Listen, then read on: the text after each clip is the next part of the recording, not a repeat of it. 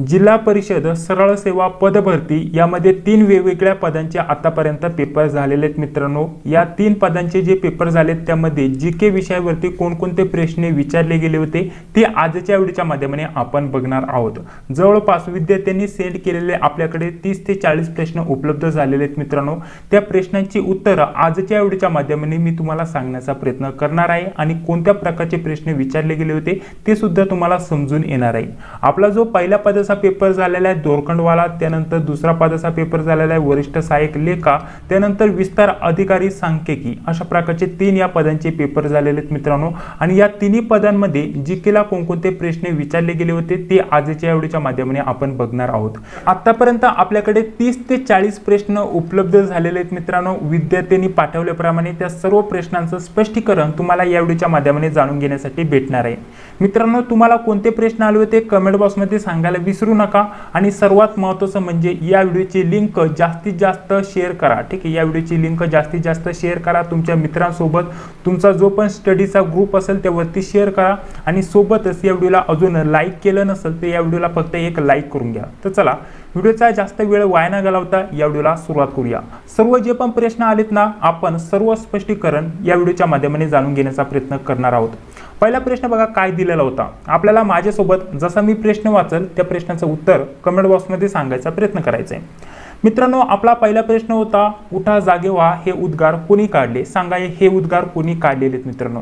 तर या प्रश्नाचं योग्य उत्तर असणार स्वामी विवेकानंद। ठीक आहे, स्वामी विवेकानंद यांनी हे उद्गार काढलेले आहेत मित्रांनो।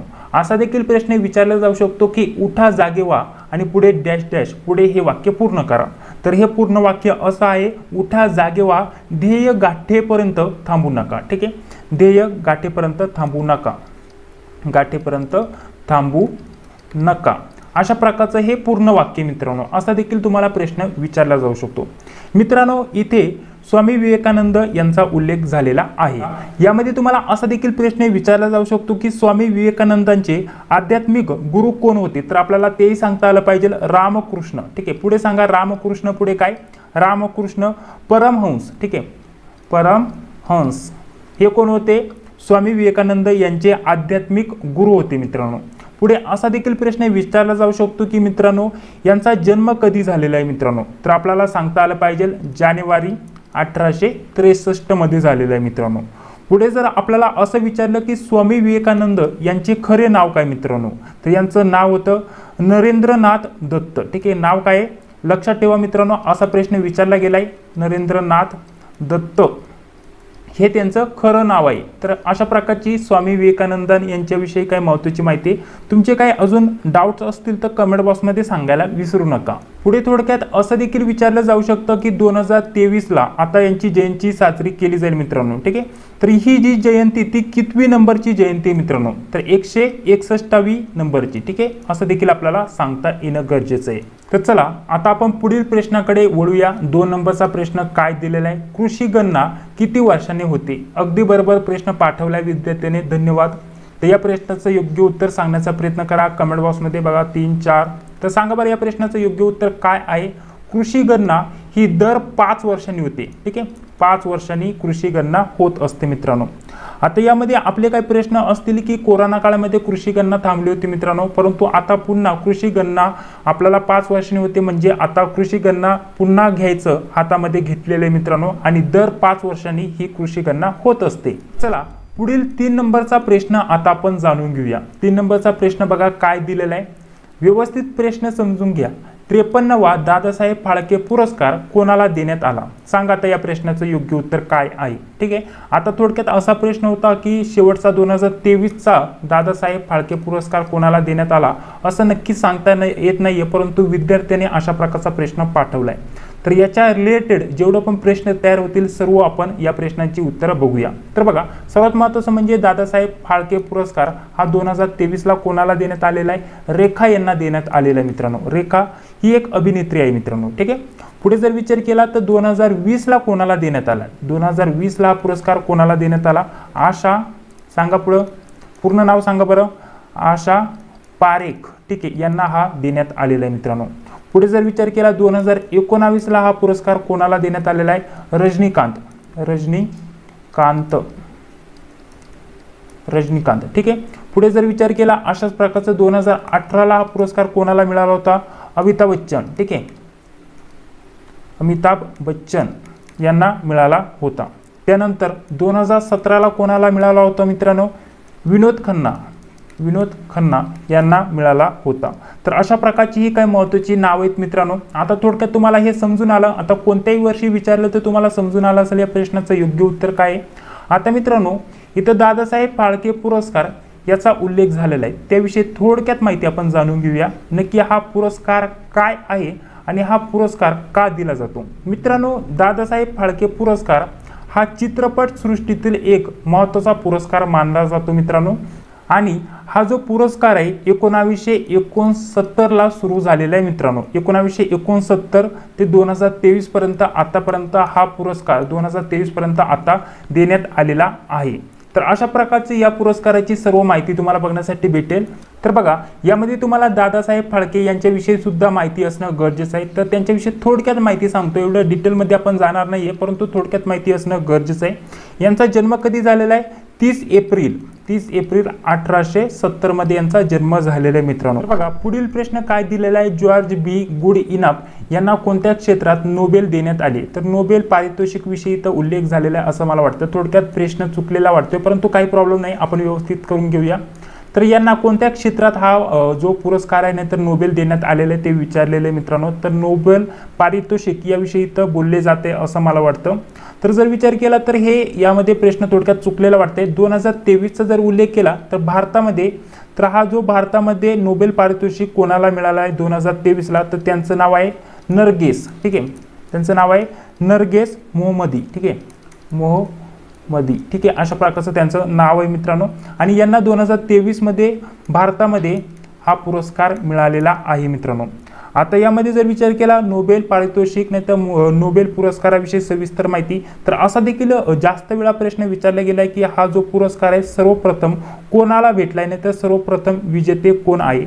तर भारतातील जर विचार केला तर भारतातीलच आपल्याला जास्त विचारलं जातं। तर रवींद्रनाथ टागोर, ठीक आहे, रवींद्रनाथ टागोर, ठीक आहे। तर मित्रांनो रवींद्रनाथ टागोर हे भारतातील पहिले नोबेल पुरस्कार विजेते आहेत असं आपल्याला सांगता येईल। तर अशा प्रकारचे याविषयी थोडक्यात माहिती आहे। अजून तुम्हाला डिटेलमध्ये माहिती पाहिजे असेल तर पुरस्कारचा जो आपण आपल्या चॅनलवरती व्हिडिओ टाकलेला आहे त्यावरती सर्व काही माहिती तुम्हाला भेटून जाईल। तर चला आता आपण पुढील प्रश्नाकडे जाऊया। प्रश्न काय दिलेला आहे? 2 लोकसभा अधिवेशनमध्ये किती दिवसांचे अंतर असते? तर थोडक्यात उलटा झालेला आहे हा प्रश्न। असा विचारायला पाहिजे होता लोकसभेच्या 2 अधिवेशनमधील जास्तीत जास्त परवानगीचे नाही तर कालावधींचे अंतर किती असते मित्रांनो? तर आपल्यासाठी पर्याय असतील 1 वर्ष, 6 आठवडे, 6 महिने आणि 60 दिवस। तर या प्रश्नाचं उत्तर असणार आहे 6 महिने, ठीक आहे, 6 महिन्यांचा कालावधी असतो, ठीक आहे। तर या प्रश्नाचं योग्य उत्तर असणार आहे 6 महिने। या व्यतिरिक्त काही प्रश्न असतील तर कमेंट बॉक्समध्ये सांगण्याचा प्रयत्न करा। पुढील प्रश्न काय दिलेला आहे व्यवस्थित जाणून घेऊया। बघा पुढील प्रश्न दिलेला आहे विधानसभाचे उपाध्यक्ष कोण आहेत? सध्याचे विचारले मित्रांनो, थोडक्यात उलटा पालटा प्रश्न झालेला आहे। विधानसभाचे सध्याचे उपाध्यक्ष कोण आहेत सांगा कमेंट बॉक्समध्ये। तर इथं अजून थोडक्यात लागत होतं महाराष्ट्राचे विचारायला लागत होतं मित्रांनो, ठीक आहे, महाराष्ट्राचे विधानसभेचे सध्याचे उपाध्यक्ष कोण आहेत असा जर प्रश्न असेल तर नरहरी या प्रश्नाचं उत्तर असणार आहे नरहरी झिरवळ, ठीक आहे। तर या प्रश्नाचं उत्तर असणार आहे नरहरी झिरवळ हे सध्याचे महाराष्ट्राचे जर विचार केला विधानसभाचे उपाध्यक्ष आहे असं आपल्याला सांगता येईल मित्रांनो। यावरती वेगवेगळे प्रश्न होतात मित्रांनो। जर विचार केला विधानसभेचे सध्याचे अध्यक्ष कोण आहे, इथं उपाध्यक्ष विचारले, सध्याचे अध्यक्ष कोण आहे तर आपल्याला तेही माहिती असणं गरजेचं आहे। जर विचार केला सांगा या प्रश्नाचं उत्तर काय, सध्याचे अध्यक्ष कोण आहेत? तर मग आपल्या या प्रश्नाचं उत्तर असणार राहुल नार्वेकर, ठीक आहे, राहुल नार्वेकर अध्यक्ष, ठीक आहे। अशा प्रकारची या प्रश्नांची आपली उत्तरं असायला पाहिजे। जो पण प्रश्न असेल त्या प्रश्नाचं उत्तर तुम्हाला समजून आलं असेल। तर बघा आता पुढे जर विचार केला तर आपण पुढे थोडक्यात नोट्स विषयी माहिती बघूया मित्रांनो। जिल्हा परिषद पदभरतीसाठी खूपच महत्त्वाच्या MP नोट्स काढलेल्या आहेत मित्रांनो। जर आतापर्यंत जे पेपर झालेले आहेत त्यामध्ये मराठी, इंग्लिश, गणित, बुद्धिमत्ता या विषयांचा जर विचार केला आपण ज्या नोट्स काढलेल्या आहेत मित्रांनो त्याच्या जास्त बाहेरचं काय आलेलं नाहीये। जवळपास आपण आपल्या नोट्समध्ये ऑलरेडी 80 ते 90% अभ्यासक्रम कव्हर केलेला होता, त्यातूनच आलेले मित्रांनो। त्याच प्रकारे आपण आरोग्य सेवक पुरुष व महिला या दोन्हींसाठी नोट्स काढल्यात, ग्रामसेवक, कृषी सेवक या देखील पदांच्या नोट्स काढल्यात आणि इतर पदांसाठी देखील आपण नोट्स काढलेल्या आहेत मित्रांनो। जेडपी भरतीमध्ये कोणत्याही पदासाठी अर्ज केला असेल तर सर्व पदांच्या नोट्स काढल्यात। यामध्ये आपण अशा प्रकारच्या नोट्सचं स्वरूप ठेवलेलं आहे मित्रांनो। यामध्ये सर्वच पदानुसार वेगवेगळ्या नोट्स असणार आहे आणि प्रत्येक विषयाच्या वेगवेगळ्या नोट्स आपल्याला बघण्यासाठी भेटणार आहे। नोट्स विषयी सविस्तर माहिती आणि नोट्स विषय आपल्याला घ्यायचे असतील तर नोट्स विषयी सविस्तर माहिती तुम्हाला या नंबरवरती बघण्यासाठी भेटून जाईल। तुम्ही या नंबरवरती व्हॉट्सअपला SMS करू शकता 9139643199। व्हॉट्सअपला फक्त SMS करायचा आणि तुमच्या पदाचं नाव सांगायचं। या पदासाठी आम्हाला IMP नोट्स हव्या आहेत। एवढा SMS केला की तुमचं पदाचं नाव सांगायचं, त्यानंतर सविस्तर माहिती तुम्हाला सेंड केली जाईल। प्रत्येक पदानुसार आणि प्रत्येक विषयानुसार वेगवेगळ्या नोट्स काढलेल्या आहेत मित्रांनो। यासोबत तुम्हाला काही मागील प्रश्नपत्रिका आणि काही प्रश्नसंच सुद्धा फ्रीमध्ये देण्यात येणार आहेत मित्रांनो। खूपच कमी किमतीमध्ये म्हणजेच अगदी 150 ते 200 मध्ये तुम्हाला या सर्व नोट्स मिळणार आहे। सर्व विषयांच्या 4ही विषयांच्या नोट्स मिळणार आहेत मित्रांनो। एवढ्या कमी किमतीमध्ये तुम्हाला दुसरीकडे कुठं एवढ्या बेस्ट नोट्स मिळणार नाहीये। त्यासाठी तुम्ही संपर्क करू शकता 9139643199 या मोबाईल नंबरवरती। चला पुढील प्रश्न बघूया। पुढील प्रश्न बघा काय दिलेला आहे, बंगालची फाळणी कोणी केली? तर या प्रश्नाचं उत्तर माझ्या अंदाजानुसार सर्वांनाच माहिती पाहिजे। तर आपल्या या प्रश्नाचं उत्तर असणार आहे लॉर्ड कर्झन। ठीक आहे, लॉर्ड कर्झन यांनी बंगालची फाळणी केलेली मित्रांनो।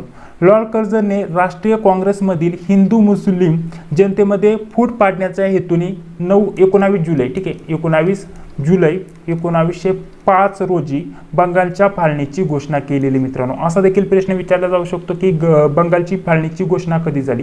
तर 9 जुलै 1905 मध्ये। ठीक आहे, आणि कोणी केली? तर लॉर्ड कर्झननी। ठीक आहे, आणि कशावरतून केली?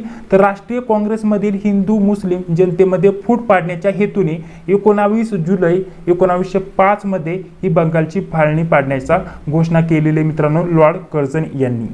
असा बहुतेक वेळेस प्रश्न विचारला गेला की बंगालची फाळणी कधी झाली, वर्ष आपल्याला सांगायचं असतं ते 1905 साली झाली, हे आपल्याला माहिती असणं गरजेचं आहे। ठीक आहे, तर काय महत्त्वाचे पॉईंट्स होते ते सर्व सांगण्याचा प्रयत्न केलेला आहे। या व्यतिरिक्त तुम्हाला जास्त प्रश्न विचारले जाऊ शकणार नाही। ठीक आहे, पुढील 8 नंबरचा प्रश्न दिलेला आहे, दर्जेदार शिक्षण हे कितवे शाश्वत विकास उद्दिष्ट आहे?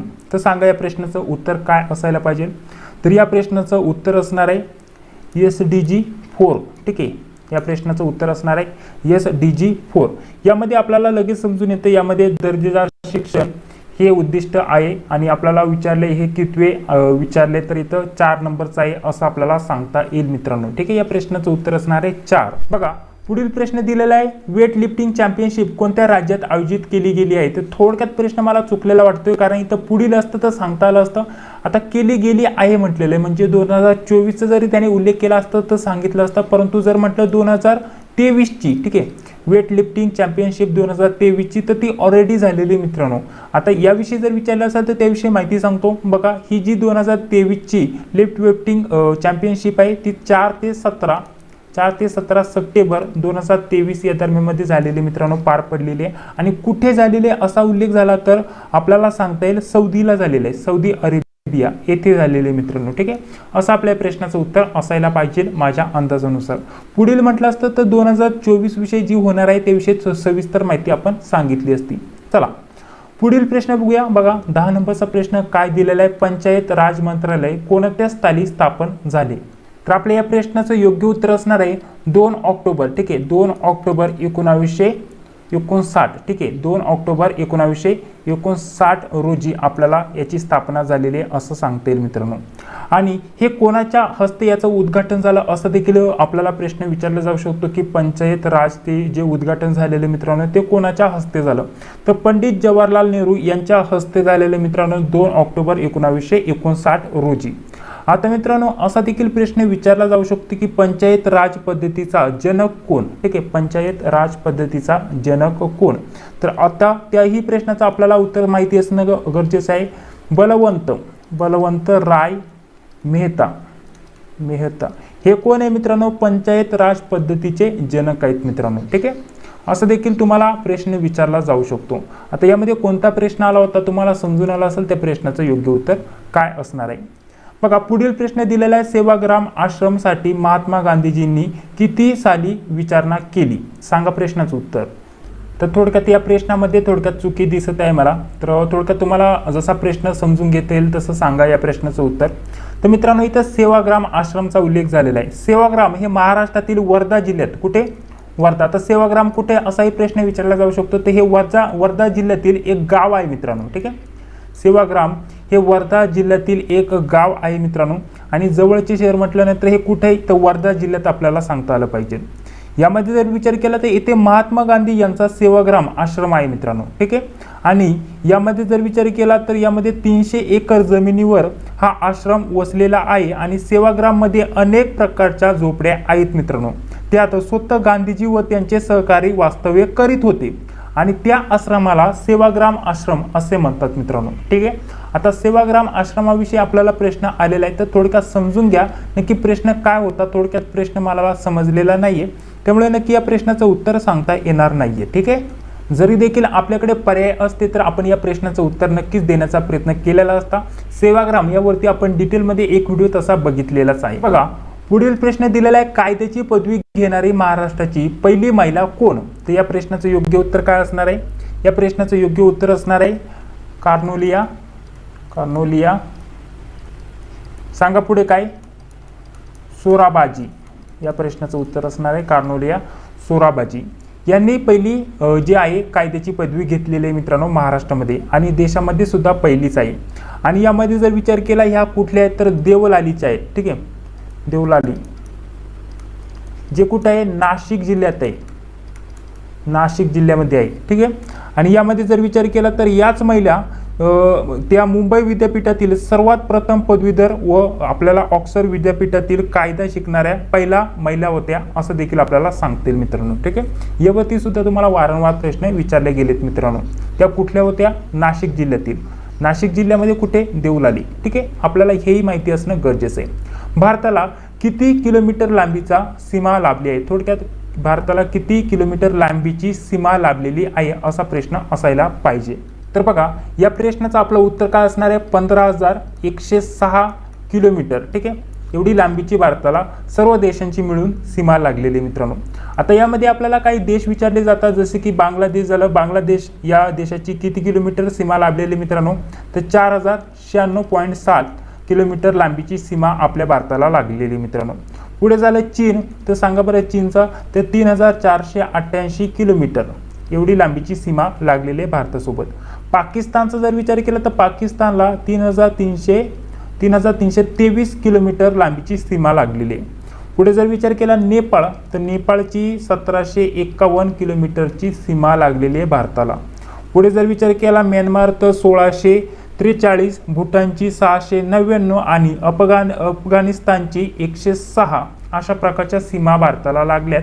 आणि टोटल जर विचार केला तर हे सर्व टोटल 15,106 किलोमीटर होतं मित्रांनो. ठीक आहे, या व्यतिरिक्त तुमचे काही प्रश्न असतील तर कमेंट बॉक्समध्ये सांगायला विसरू नका. पुढील बघा, आता हा थोडक्यात प्रश्न मला चुकीचा वाटतोय. आता फक्त मी तुम्हाला थोडक्यात माहिती देत आहे. बाकीचे जे पण प्रश्न आहेत त्यांचं स्पष्टीकरण पुढील व्हिडिओमध्ये मी तुम्हाला देण्याचा प्रयत्न करणार आहे मित्रांनो. बघा, आता थोडक्यात पुढील प्रश्न काय होता? इथं आजारा अशा प्रकारचं पाठवले. टायपिंग मिस्टेक खूपच झालेले. तांदूळ GI टॅग कोणत्या जिल्ह्यात मिळाले? तर हे थोडक्यात प्रश्न चुकलेला आहे. त्यानंतर UPI पेमेंट विषयी आपल्याला विचारलेले मित्रांनो. काय? आपल्याला UPI पेमेंट विषयी माहिती विचारलेली आहे. तर UPI वरती आपण ऑलरेडी डिटेलमध्ये व्हिडिओ बनवला आहे, परंतु फक्त UPI पेमेंटवरती आपल्याला प्रश्न आला होता अशा प्रकारचं इथं म्हटलेलं आहे. एक तर आपल्याला फुल फॉर्म विचारला असेल, नाही तर UPI पेमेंटचे सध्या कोण सध्या हे कार्य सांभाळत आहे त्याविषयी प्रश्न असेल, नाही तर UPI पेमेंट केव्हापासून अस्तित्वात आलं असा देखील प्रश्न विचारला गेला असेल. पूर्ण प्रश्न आपल्याकडे आलेला नाहीये.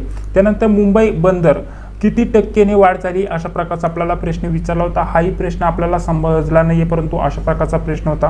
अकोला जिल्हा विशेष, अकोला जिल्ह्याविषयी आपल्याला इथं विशेष माहिती विचारली होती, त्यावरती प्रश्न होता. अभयारण्यावरती एक प्रश्न आलेला होता. त्यानंतर जर विचार केला तर बायोफेसवरती आपल्याला प्रश्न विचारला होता. ठीक आहे, बायोफेस कोणता येत नाहीये. आपल्याला काही पर्याय दिलेले असतील आणि त्यातील आपल्याला कोणता नाहीये ते आपल्याला सांगायचं होतं. त्यानंतर पुढील असा प्रश्न होता, 1 ते 2 प्रभाग समिती किती लोकसंख्या साथी? थोडक्यात प्रश्न चुकलेला आहे मित्रांनो. ठीक आहे, तर अशा प्रकारचा एक थोडक्यात प्रश्न होता. पुढे आपल्याला विचारलेले सर्वाधिक GDP राज्य असणारे राज्य कोणते? म्हणजे थोडक्यात प्रश्न असा असेल की सर्वाधिक GDP असणारे राज्य कोणते? तर यामध्ये महाराष्ट्राचा सर्वात एक नंबरला नंबर येतो मित्रांनो, सर्वाधिक GDP म्हणजे श्रीमंत राज्य कोणतं? तर यामध्ये महाराष्ट्राचा आपला एक नंबर येतो मित्रांनो, ठीक आहे। महाराष्ट्र या प्रश्नाचं योग्य उत्तर असणार। चला पुढील प्रश्न बघा मित्रांनो, व्यवस्थित प्रश्न पाठवले तर सर्व प्रश्नांचं स्पष्टीकरण आपल्याला व्यवस्थित देता येतं। पुढील प्रश्न होता पालघर वरती 2 प्रश्न। आता ते प्रश्न आपल्याकडे उपलब्ध झालेले नाहीये, परंतु पालघर जिल्ह्यावरती प्रश्न होता। त्यानंतर इकॉनॉमिक कॅपिटल वरती प्रश्न आलेला होता, बिरसा मुंडा योजना यावरती प्रश्न आलेला होता। तर तुम्हाला बिरसा मुंडा योजनेविषयी थोडक्यात माहिती देता येईल। आता नक्की प्रश्न काय होता ते तर समजलं नाहीये। या योजनेअंतर्गत नवीन विहीर दिली जाते, त्यासोबत जुनी विहीर दुरुस्ती करून दिली जाते। शेततळ्याचे जे प्लॅस्टिक असते ते एकत्रितकरण म्हणजे गोळा करणे, त्यावरती तुम्हाला अनुदान दिले जाते। इनवेलवरती आपल्याला अनुदान मिळते। त्यानंतर बोरिंग वगैरे असतात, नाहीतर पंपसंच असतात, त्यावरती सुद्धा तुम्हाला अनुदान मिळते। वीज जोडणी तसेच सूक्ष्म सिंचन, यामध्ये तुषार सिंचन झालं, ठिबक सिंचन झालं, या सर्व वरती तुम्हाला अनुदान मिळते। त्यासोबत ते पाईप वगैरे असतात, ते शेतात ते पाईप, त्यावरती सुद्धा तुम्हाला अनुदान दिले जाते मित्रांनो। आता बिरसा मुंडा या योजनेवरती कोणता प्रश्न आलेला होता नक्की त्यावरती आपल्याला समजलं नाहीये मित्रांनो। बाकी जर विचार केला तर आपण या योजनेवरती डिटेलमध्ये एक चॅनलवरती व्हिडिओ बनवलाय, तो जाऊन तुम्ही बघू शकता। पुढील आपल्याला प्रश्न काय विचारला होता बघा, गोदावरी नदीची उपनदी आपल्याला विचारली होती। बघा आता गोदावरीचं जर म्हटलं तर याच्या उपनद्या कोणत्या आहे? दारणा आहे, ठीक आहे। त्यासोबत जर विचार केला तर प्रवरा आहे, ठीक आहे। त्यानंतर आहे वैनगंगा, त्यानंतर आहे मांजरा, या सर्व गोदावरी नदीच्या उपनद्या आहे मित्रांनो। ठीक प्रकारच्या आपल्याला या उपनद्या सांगता येतील मित्रांनो सर्वच्या सर्व, आणि यावरती तुम्हाला कोणता प्रश्न आला होता ते तुम्हाला समजून आले असेल। पुढे आपल्याला इतिहासावरती 2 प्रश्न होते असं सांगितलेले, परंतु प्रश्न कोणते होते ते मिळाले नाहीये, त्यामुळे आपल्याला स्पष्टीकरण देता येणार नाहीये। पुढे बघा 29 नंबरला पहिले राज्यसभा उपाध्यक्ष आपल्याला विचारले, नाहीतर आपल्याला उपसभापती यादी आपल्याला विचारली जाऊ शकते। तर त्यामध्ये कोणकोणते सर्वात पहिले उपसभापती होते तेही विचारले जाऊ शकतं।